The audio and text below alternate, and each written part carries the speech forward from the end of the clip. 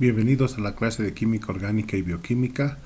Mi nombre es Alberto Figueroa y en esta oportunidad vamos a desarrollar el capítulo de aldehídos y cetonas. Los aldehídos y las cetonas son compuestos orgánicos que están relacionados con el segundo grado de oxidación en la materia orgánica.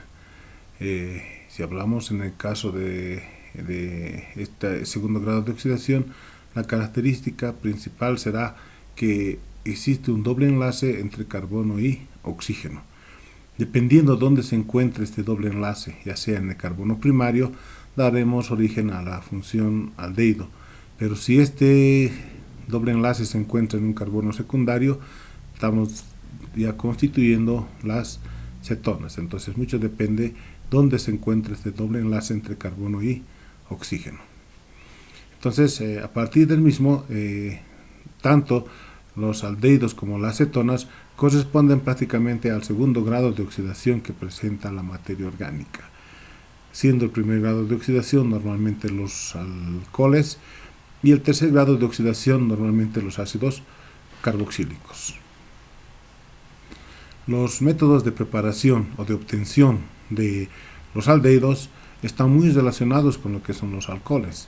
Por ejemplo, por una oxidación suave, los alcoholes primarios pueden generar lo que es la formación de los aldehídos. Aquí tenemos el caso del metanol con una oxidación suave, es decir, el oxígeno fijándose al alcohol correspondiente, vamos a generar lo que será la función aldehído, el metanal y desprendimiento de una molécula de agua.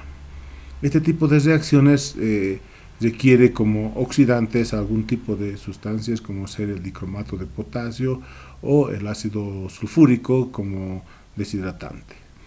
Este otro ejemplo nos está mostrando el alcohol etílico o el etanol en presencia de oxígeno, utilizando oxidantes como el dicromato de potasio medio de ácido sulfúrico, generamos el etanal y la formación o liberación de agua. Por hidrólisis también es posible que podamos obtener aldehídos. En este caso la hidrólisis va a estar dada a partir de compuestos halogenados de los hidrocarburos. Es decir, son hidrocarburos que en su estructura presentan halógenos. En el caso del flúor, el flúor, cloro, el bromo, el yodo, que son parte de la estructura halogenada. Y la hidrólisis, obviamente, la reacción con agua. Lo que va a dar origen en este caso es que el halógeno, uniéndose al hidrógeno del agua, va a generar el ácido clorhídrico y el resto va a fusionarse dando origen a una molécula, como es el caso del etanol, y la liberación del agua correspondiente. La deshidrogenación, des quiere decir quitar hidrógenos, es un proceso que también se puede aplicar en el caso de los alcoholes.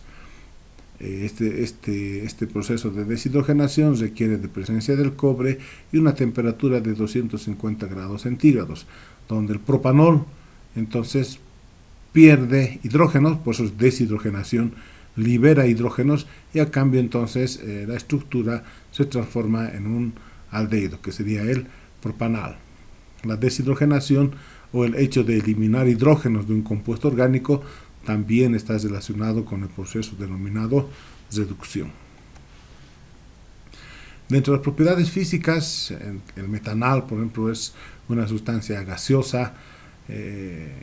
Prácticamente aquellos que están hasta los 12 carbonos tienen una consistencia líquida, tienen además cierta aromaticidad que en algún caso recuerda a las flores o a las frutas, y podríamos decir que también estos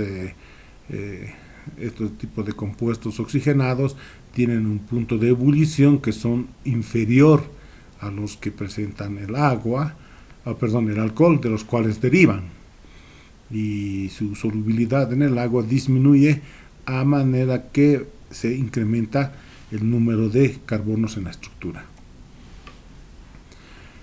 Hablando un poco de sus propiedades químicas, podemos indicar que los aldehídos prácticamente pueden desarrollar procesos de combustión, pero la llama que presentan estos compuestos varía en función del número de carbonos que tiene la molécula. Los procesos de oxidación de los aldehídos permiten generar o incrementar en sus oxidaciones hasta llegar a la formación de los ácidos carboxílicos. Esto se da, en este ejemplo tenemos que el metanal en presencia de oxígeno, que es un proceso de oxidación, va a dar origen al ácido fórmico o el ácido metanoico. El etanal en presencia de oxígeno genera el ácido acético o el ácido etanoico en este caso. Por hidrogenación o reducción, es decir, fijar hidrógenos a la estructura, va a permitir generar los alcoholes. En este caso tenemos el metanal, fijándole hidrógenos a la estructura, generamos el metanol. O el etanal, fijándole hidrógenos a la estructura, tenemos la formación del etanol. La aldolización es una reacción propia de los alcoholes. En la aldolización lo que tenemos es que es capaz de reaccionar dos moléculas de aldehídos, y estas dos moléculas de aldehídos en medio básico va a dar origen a una estructura mixta denominado un aldol. Aldol porque en la estructura tenemos la presencia de el grupo funcional alcohol y el grupo funcional aldehído. En nuestro ejemplo tenemos el etanal más el etanal en medio de hidróxido de potasio, generamos el 3-butanol al. 3-butanol al quiere decir 3 y la terminación ol, que en el carbono número 3 se encuentra el grupo oxidrilo, y obviamente la estructura but tiene 4 carbonos, siendo el grupo principal la función aldehído, 3-butanol al. La enalización o crotonización es un proceso que se complementa o es la continuación de la aldolización. Esto que estamos viendo por acá, donde tenemos la reacción de dos aldehídos en presencia de una base generando un aldol, vendría a ser parte de la aldolización.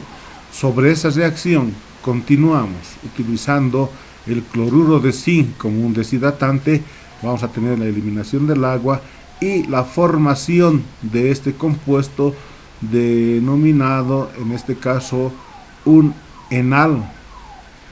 Un enal porque es la combinación de la función alqueno en y al presencia del grupo aldehído.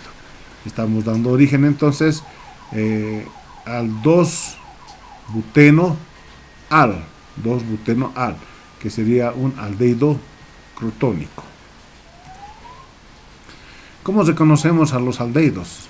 Los aldehídos normalmente se reconocen por algunas reacciones químicas específicas que sirve para identificar justamente a este grupo funcional. La reacción de Schiff, por ejemplo, es una de ellas, donde se utiliza una solución de fucsina que presenta un color rojo violáceo, pero esta reacción de fucsina se llega a decolorar cuando se pone en contacto con el bisulfito de sodio. Y si a esa combinación se agrega una muestra que tenga el grupo funcional aldehído, entonces este recupera su color inicial, es decir, ese color rojo violáceo, dando positivo presencia de un aldehído. La reacción de Tollens es otra reacción también para identificar aldehídos, y se produce esta reacción de Tollens lo que es la formación de espejos de plata. Se utiliza como reactivo el nitrato de plata, que en reacción con los aldehídos forman en los tubos de ensayo, cuando ponen en contacto con las muestras propiamente que tienen aldehídos, una suerte de formación de espejo de plata. La reacción de Fehling es otra prueba en el cual contiene dos soluciones, una solución A, que es una solución de sulfato de cobre, y una solución B, que está constituido por una sal de Saginac e hidróxido de sodio. Estas dos soluciones normalmente se encuentran separadas, no entran en contacto, solo el momento en el cual va a desarrollarse prácticamente la prueba correspondiente. Entonces, al mezclar estas soluciones no precipita el hidróxido cúprico, sino que se forma un complejo de color azul intenso, que calentando en presencia de una muestra que tenga un aldehído, si recién se presenta un precipitado de color rojo ladrillo, indicando positivo en la muestra de presencia de grupo funcional aldehído.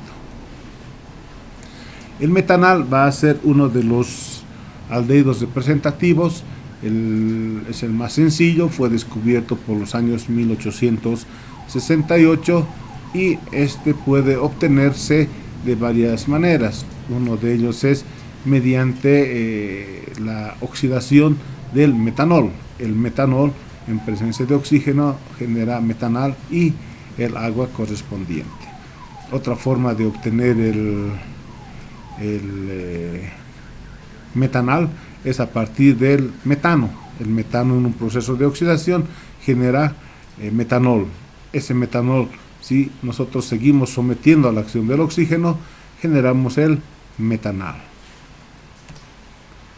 Dentro de sus pruebas físicas, el metanal es un compuesto de carácter gaseoso, es irritante, es parte de lo que viene a ser la formalina en una composición de un 40%.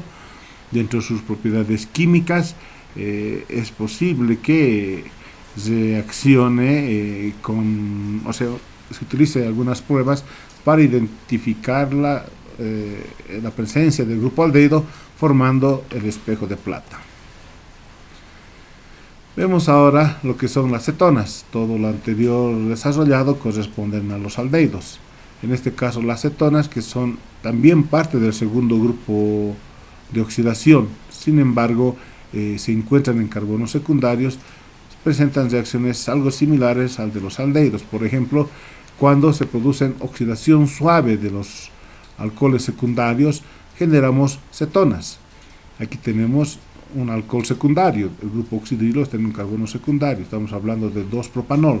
En proceso de oxidación está generando el dimetilcetona y formación de agua. Por deshidrogenación, el alcohol secundario también es posible que forme cetonas. En este caso tenemos el 2-propanol, el cual va a eliminar un par de hidrógenos, formando hidrógeno gaseoso y también constituyendo lo que sería dimetilcetona. Para esto se requiere de cobre y una temperatura de 250 grados centígrados en la reacción química. Las propiedades que presenta la cetona son normalmente líquidos, tienen algunos olores aromáticos agradables. Las cetonas no son tan reactivas como en el caso de los aldehídos, esa es una diferencia muy interesante.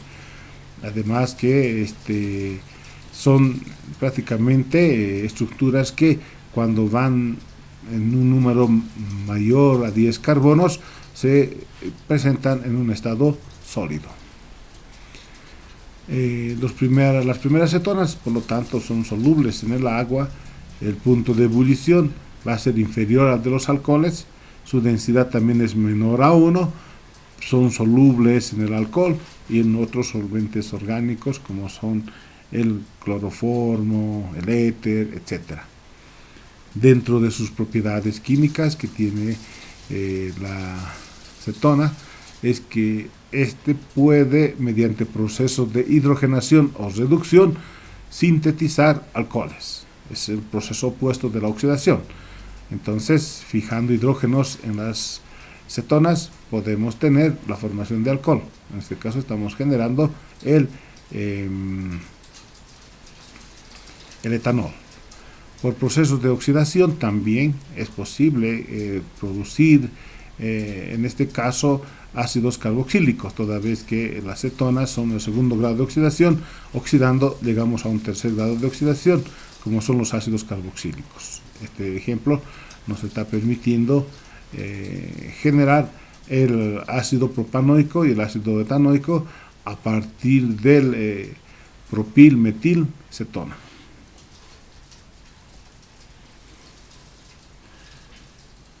Finalmente, la propanona presenta también algunas características, son denominados de manera comercial como dimetilcetona, ketona, y tiene una densidad cerca a 0,8.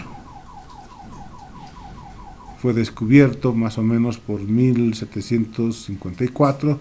Su estado natural es que estos son prácticamente sustancias que se han obtenido por procesos de destilación de la madera, y en el organismo están presentes justamente como producto del metabolismo de los lípidos, las cetonas, formando los cuerpos cetónicos que son, eh, que son eliminados mediante orina, y que son prácticamente algo que se presenta con la enfermedad justamente llamada la diabetes.